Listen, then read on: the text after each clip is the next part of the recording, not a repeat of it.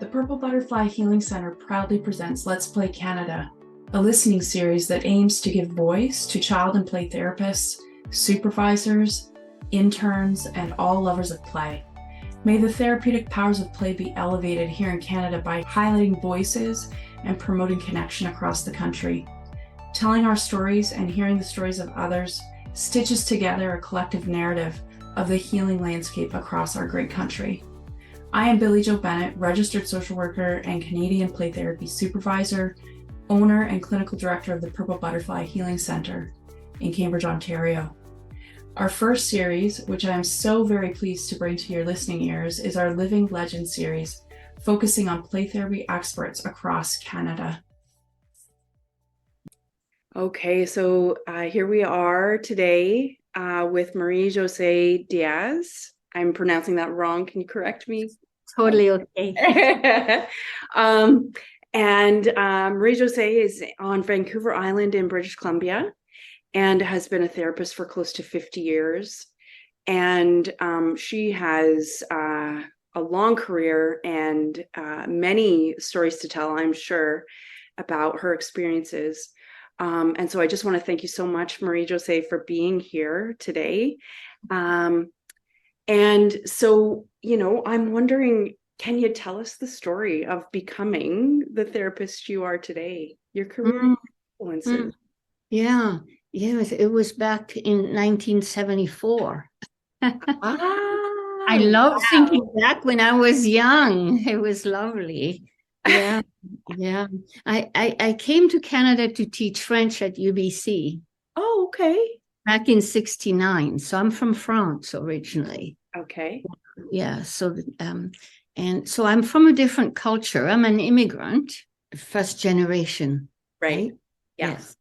And I loved this part of the world very much. And from one thing into the other, I ended up wanting to be a therapist. And I won't tell you the gruesome story of a young woman traveling alone in North America in the late 60s, early 70s, which led me to become a therapist. Yeah. So I then started by working with adolescents. Okay. And with very difficult ones. And my first place of work, they used to call it Animal House. And the real name was Alma House, but the kids were so out of hand. So I had a few lessons there. And then from there, I worked in a treatment center. And that's where I think it really began for me. The Maples Treatment Center, where all the adolescents, that was the one residential treatment center in the whole of the province, and where I received a lot of in-service training, ongoing training. And that's where I got to know somebody called Kay Collis in Victoria, who was an art therapist. And she was the only art therapist in the province back then. Yes. Self-taught, like many of us were. So after my 5 years of in-service training, I worked for the ministry for another 5, where at first I worked with what you would call disenfranchised youth that they couldn't go to any program. Some of them might have been on the street during the night, that kind of thing.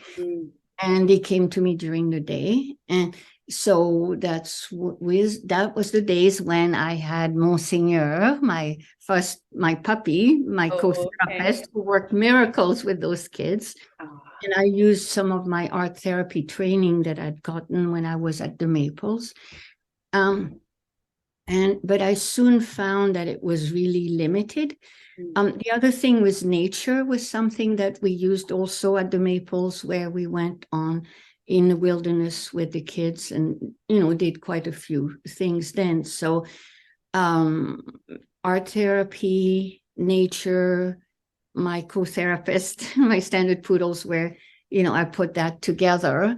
And I found it a bit I remember this teenage girl telling me about how when she was little, she saw this therapist. Mm-hmm. And the girl, I'd been on the street for a while, but the way her face lit up when she talked about the person she'd seen when she was little, I then went to my supervisor and said, I have to start working with the children. There were all these children. There was one treatment center that had closed down because abuse had gone on from the staff to the children. And so these children didn't have anything for anybody. So I said, if I can work with those teenagers, I could tell that emotionally those teenagers were extremely young. And if I could work with them, then I could work with the children, surely. So I learned. So basically, there wasn't anything anybody was doing. So I had to discover a way of helping them.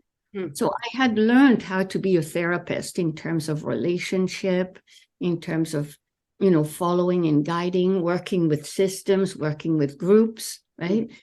And so it was more finding the language of children, which is the language of play, and started first the language of imagery through art.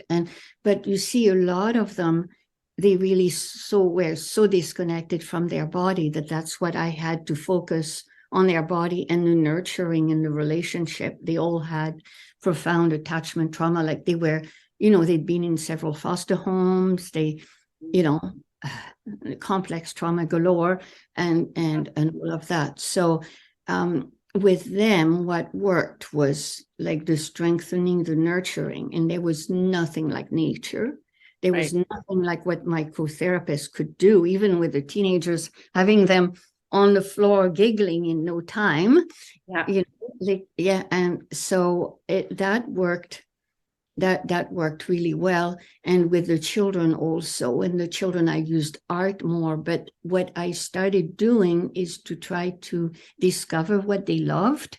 So I always looked for what their gift was, for what made them smile, what gave them pleasure. And then I would bring it in, get a chance, and I would bring it in next session, kind of good. And that's how I started develop what people called expressive therapies. Okay. Wow. So pretty soon, what I discovered that the art wasn't going to do it with those children. They hadn't developed enough to use art as the main mode of therapy. They were still at the scribbling stage emotionally in many ways. And also we started from that. But I started wanting to do it in a 3-dimensional way. And so we would make images and play on the beach. And we have amazing beaches. I'd take them to Jericho Beach all the way, in Vancouver, imagine. They gave me, the government, my program had a car, so I could drive the kids and go and go hikes and everything. It was like, I loved it. Can you imagine with some of the teenagers, we'd hike up a trail in Deep Cove. At the very top there was like an area where there was an echo and you could see the ocean way down. And we'd go there and then we'd howl. And Monsignor of all my co-therapists was the only one who howled. And he would start howling and we would howl at the top of our lungs. Everything we wanted to get out.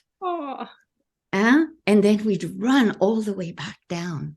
Wow. I had so much, I just loved just remembering how much energy I used to have.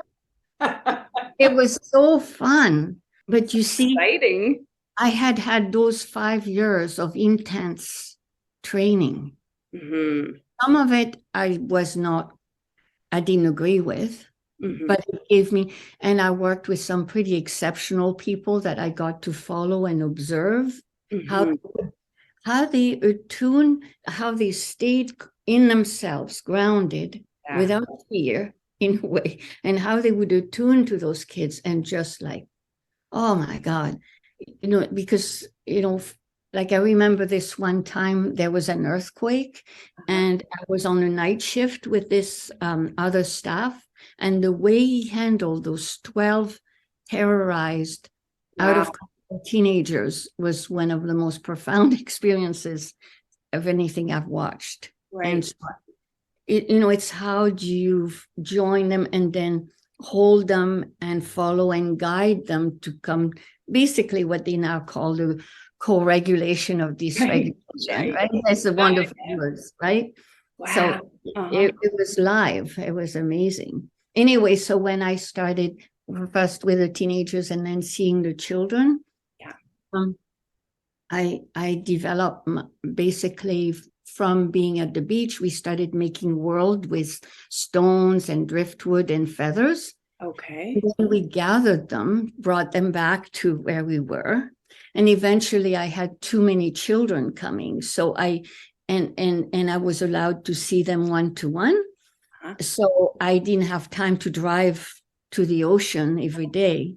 So I had them build me a sandbox, because they love the sand, in the garden of the old mansion where I was up on the attic on 59th and Oak.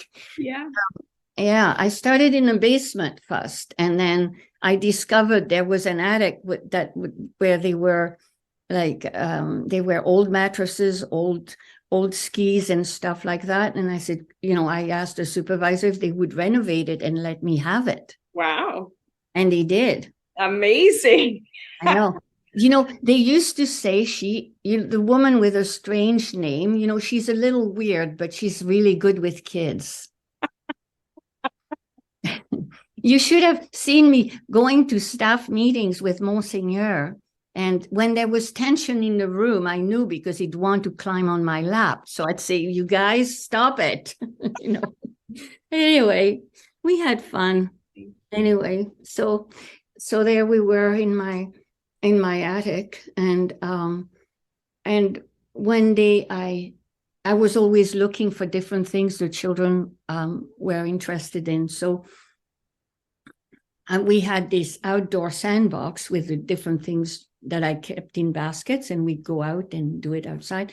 Then when the bad weather came, we couldn't do it. And I tried with an umbrella, but it was still a bit cold. Yeah. And the kids said, well, why couldn't we have one indoors? Oh, wow. Yeah. I said, well, I don't know how I would do that. Yeah, let me think about it. So I went to Lens and Shutter, like where they had photography trays. Got a photography tray, got some sand, got my husband to cook the sand for me. And there I was. I had a little sandbox, and we started using the things we had. And then when we didn't have them, they would make them out of modeling clay and clay, or we'd take a piece of paper and put the name on it. And then, of course, I went shopping. Yes. And you didn't have all the stuff there is now, but now and again, I saw something that would fit, and I would get it and bring it, and then they made images, and then they got upset, like they wanted me to leave it sometimes as it was, which was a good sign. They became attached to their imagery. So that's when I started taking pictures. I see. And that's how I developed my own approach to sand play therapy. Amazing. Yeah. That's a cool story. And so my, having done art therapy for a number of years, both with teenagers and the children that I was trying hard to do to get them to draw pictures, it's that principles of following and guiding imagery and allowing the image to speak rather than me project on it and decide what I wanted it to say and all that stuff, introduced me to this amazing world that these children, some of the most neglected and hurt children, had, which in my own, I always believed, and I had this experience of that innate wisdom that we all have, but I saw it in action. Right. And somebody, there was a psychologist with the program, and I showed him some of the pictures, and he said, you've got to start telling people about this. Because I wanted people to realize there was more to those children than met the eye, and talking therapy with them was not going to work. Yeah. And the behavioral stuff, well, they did well for a while, but it never got to the cause. And as soon as they left, the home, let's say if they were in a therapeutic foster home and went to a regular home, then the old stuff came back and was running the show all over again, right? Because it's still there. So it was kind of trying to do that. And one day I went shopping and on Broadway, and I went to the it's like a drugstore that also had books. There was something something a child mentioned, and I was looking for, I think, a stethoscope or something. Okay, yeah. And there is this book that jumps at me from across the room. And so I pick it up, I look, and it was Dibs, Virginia. Oh. I took it home and I thought, oh my God, I had been trained with all the Rogerian and all that stuff, but I said, goodness, this is what I've been looking for. And so I said, yeah, this is the same principle of reflecting, so I reflected a bit. The children said, what's the matter with you today? Why are you saying everything I'm doing and saying? Stop it. Like, so I had to find another way. I found my way of reflecting and which, yeah. Do you want to know what I did? I would love to hear that. Yeah. Well, my husband, we had a little house in East Vancouver, and he loved watching sports. Yeah. And there was a man called Howard Cosell that he used to watch. And it didn't matter what room I was in, I could hear, not only could I hear Howard Cosell, but from what he was saying, I could actually see in my mind, without having it in front of me, what he was describing. And one day I thought, this is really bugging me. And then, but that's what I've been looking for. So I could pretend if I was when I watch the children, that I'm a radio announcer, not taking it over and so, as Howard Cosell. Yeah. And put words to it, then I could communicate to them what I see that they don't have words for. Yes. And I tried it, and it worked beautifully. So with my, it's not with my tone of voice, the rhythm of my voice, the distance, my body language. So that was the reflecting as well as the words that a child that age would respond to. So that was that was not easy to find the right words for that age group. Right. Yeah. But more and more, I would do this, and the child would look up at me and say, "Wow, you got it." Oh, okay. Right. Yeah, and I've been teaching it all these years, and people have found it really helpful. Yeah. Amazing. So the next part of the story was that I was actually the Art Therapy Association. I ended up doing a presentation for them on the work I was doing, I think back in 81. And then it was a couple of years later, a new a right-wing kind of government came in and shut down my program. By then I had, I was seeing like maybe 15 children on a regular basis, one-to-one sessions and all that. And I had very little time to shut it down.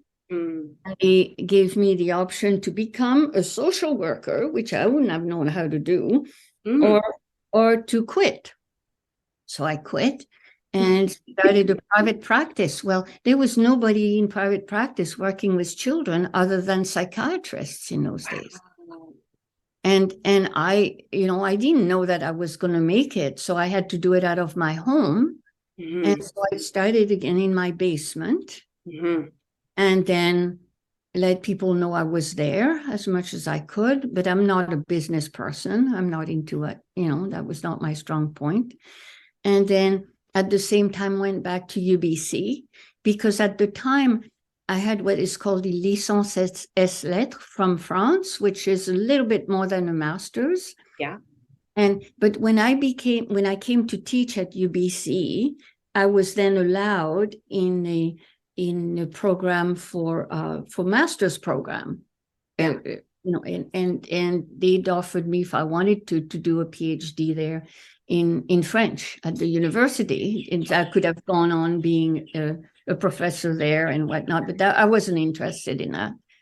So when the time came and I wanted to get a master's in counseling psych, then it was easy for me to get into UBC, which was a very hard thing to do. And they only accepted very few people in that program at the time.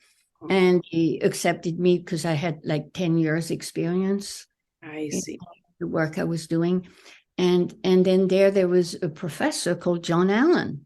John Allen was extremely interested in all the work I was doing. And he and it was after that when I got my master's thing that the Justice Institute, I'm not sure how I ended up giving a workshop there back in 86 on helping grieving children through art and play therapy. That was my first course for the JI 7 years ago. And I started sharing with people what I was doing in British Columbia. So at the time, I was pretty well the only one in BC, and that grew from there. And, eventually, I remember John back in 88 went to the conference in California. And he told me that I should go to, and I went, and that's when I met Gary Landreth and all those people. Wow. We decided to have our first an APT conference. I talked them into having an APT conference in Vancouver. Wow. And so after they heard and seen me, I got invited all over in the US. Gary Landreth invited me several times at his center. I was traveling, but mostly the US. I never went very far in Canada. Actually, the one reason I'm with CAPT is Betty Bedar Bidwell asked me if I would join CACPT, because at first CACPT didn't exist when I joined APT.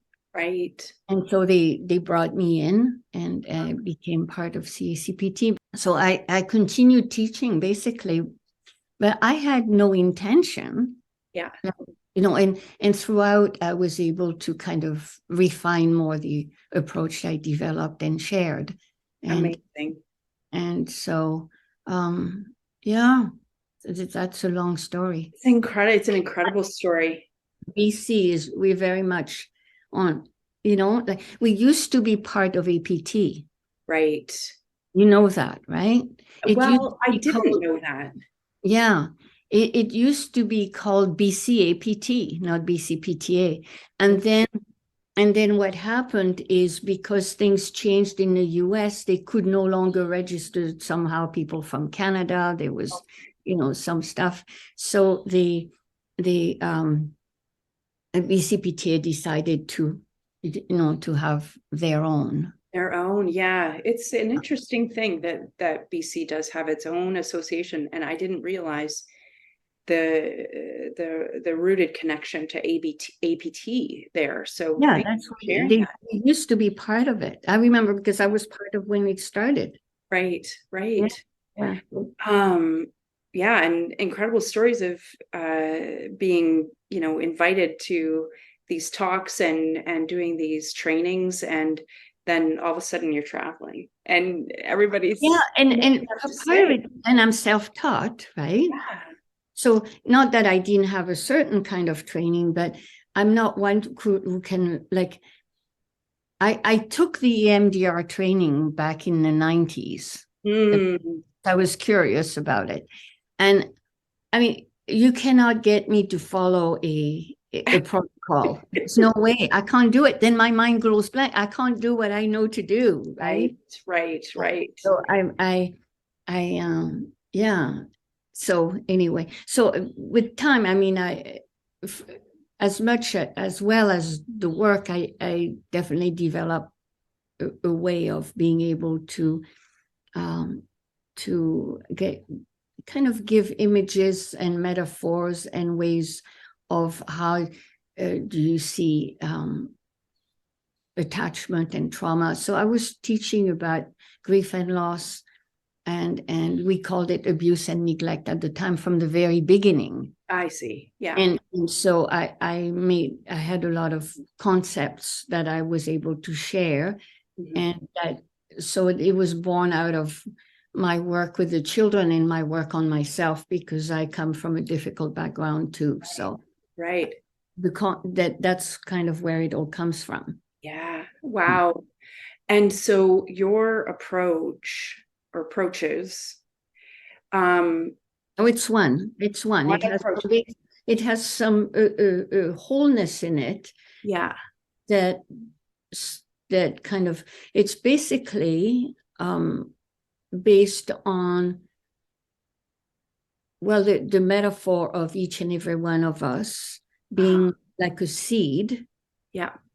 Right? With that little white dot. and that needs earth, light, and water, therefore a relationship. Right? So each and is a unique seed that has in it a very powerful drive to grow towards the light if you give it what it needs.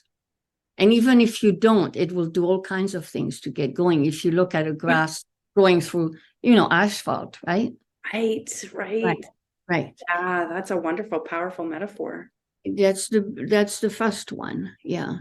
So then I look at attachment, and then I look at the trauma, and how do you help through very natural ways that we have, that I discovered these various forms of self-expression that can allow these traumas to be expressed and transformed naturally.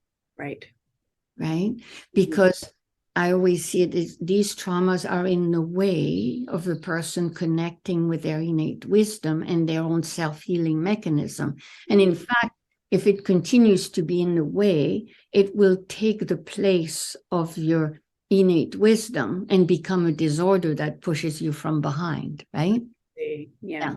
And will drive you to self-destruction or others in whatever way. Much, right? So it's very much, and in that I kind of then looked at the different components and of the methods I used based on that view of human beings, which is basically that we're a mixture of nature, nurture, trauma, right? How it's come together. Yeah. And so it's how does the, partly the idea that the therapist needs to be grounded themselves and be connected to their self and have self-knowledge, right? To attune to themselves, and then attune to the child and follow and guide in whatever language works best for this child in such a way, right, that you help them express and transform their traumas, but still stay grounded. And that's why I talk about healing from the inside out being the expressive therapies, but the outside in, the milieu, the sensory, and all of that. So the sensory of nature, bringing it all together, and each session having a beginning, a middle, and an end, and being wrapped as well. Wow. Being a very, very important piece. How do you close, right? How do you connect? How do you follow and guide, and how do you close? So that the child, and depending always, so start the other part. So the components, the expressive therapy is the milieu, right? But without the relationship, they're not worth very much. And then working with the family, although it comes last, it's the first thing is to align with the system. So they'll even bring the child, right? And minimize the amount of rewounding that will take place ongoingly. And that's the most difficult piece I find is the children, it's like working with a system that to get them to, because not all parents I see, or in all situations, I work a lot with children in foster care as well. And, you don't always have somebody that can work with them and do therapy or filial play therapy, which, and by the way, I didn't know existed. So I've got my own way of doing that. Right. So, Right. which I don't teach because it would demand too, like, setting up a workshop, I realize it's a bit like writing a book. Right. Very demanding. Huh? Very demanding. Yeah. Are you still teaching? Oh, yeah. Yeah. Yeah. Do you know what? With COVID, I learned to teach on Zoom. Wow. The hardest piece was doing the experiential on Zoom in the afternoon. I didn't think this was possible. And I ended up doing play therapy on Zoom for it. Oh, so much hard work, hey? It was hard work. Trying to connect. But I'm going to have this summer, for the first time in 3 years, I'm going to try to have my in-person here again. At your center? At my center, yeah. But I have like a maximum of 8 people. Okay. I can't have more than 8 in here. Yeah. So whether on Zoom I can stretch it a bit. I stretch it to 12, sometimes 16 at the most. Yeah. Can make it small enough. But and when it comes to supervision, by the way, Zoom has been great. Yes. It opened up the world, didn't it? But I tell you, learning it was like real stretch for me. Oh my God. I took lessons. Yeah. Yeah. Wow. So such a rich story and so much to learn from you. How would people be able to find out about your model and learn more about it? Well, I want to say, can I correct you?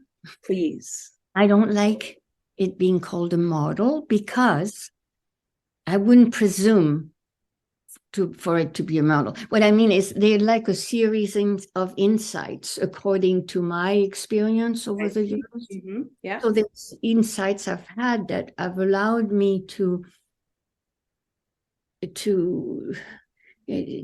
have a metaphoric kind of a true north of what I'm doing and looking for, right? Yeah. But each time it has to be reinvented between you and the child, I see. And insights keep on changing like you get deeper as the years go by and you stretch a bit more but I don't like to call it model because it's only even though I've seen lots of people, it's limited experience that I have. Yeah. And it's from inside little me. I try to stretch it, and I have good capacity, I think, for compassion and imagination, other things, but I'm sure that we're way bigger and more complicated than I'll ever be able to wrap inside a model. Like I don't want to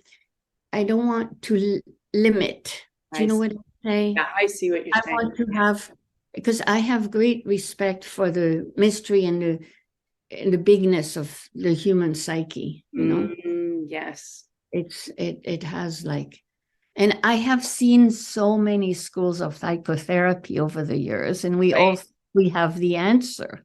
Right. And then because as helpers, we're looking for those answers. We say, hey, this new one, it's going to fix it. Well, I try them and it's not fixing me. So I figured, no. So ever evolving and ever changing. Yeah. So are there places people can find out more? Well, I have a website. You have a website. Okay. And does the website list your training, the training that you're doing? Yes. Yeah, and people can contact me and stuff like that when they want. I'm not I'm not everybody's cup of tea. You know what I mean? I have a very particular style in a way of teaching and who I am. And for some people, for them, that really means I'm the right person. And for others, it just doesn't speak to them. Also, being a different generation, that's part of it. Depending on your view of the world, it's going to make a difference. What you're comfortable with. and when you teach your own approach, it's different than if you're teaching from something you've learned ABCD from somebody, Yeah, it is. what I mean?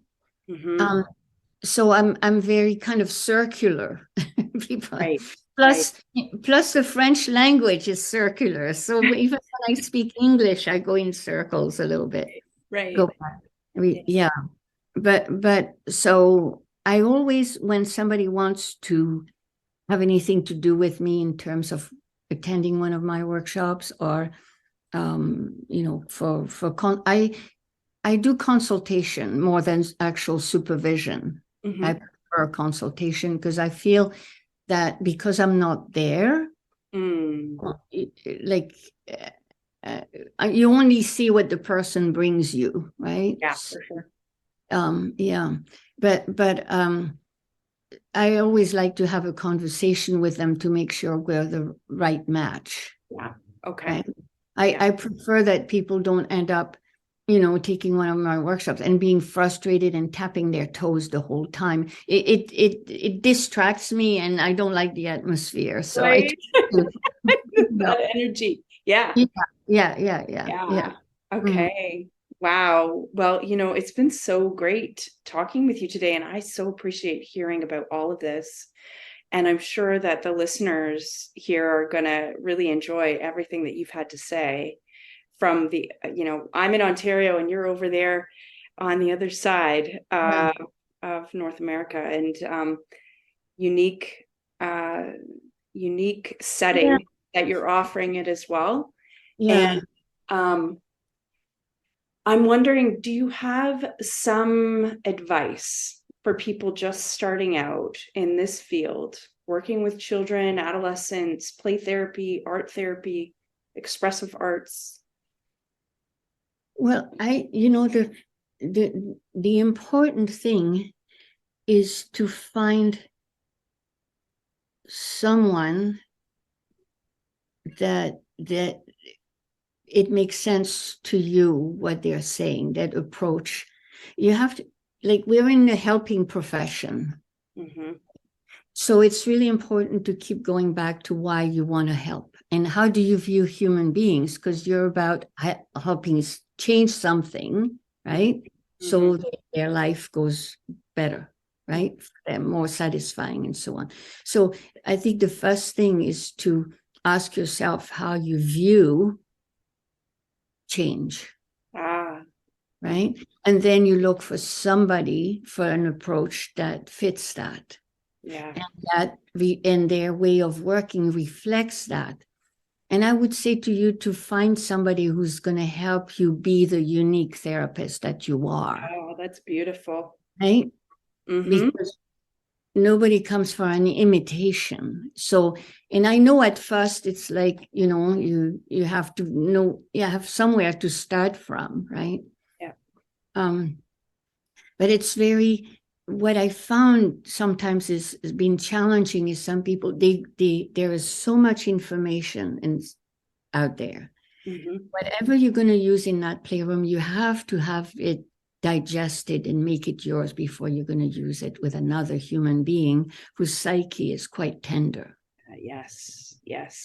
So it's very important to not just go somewhere. You go to a workshop that's promised you're going to be able to use all these techniques right away. You go there and practice it on these little kids without knowing exactly what's going to happen. Aww. So the less you know, the less directive you must be. That's right.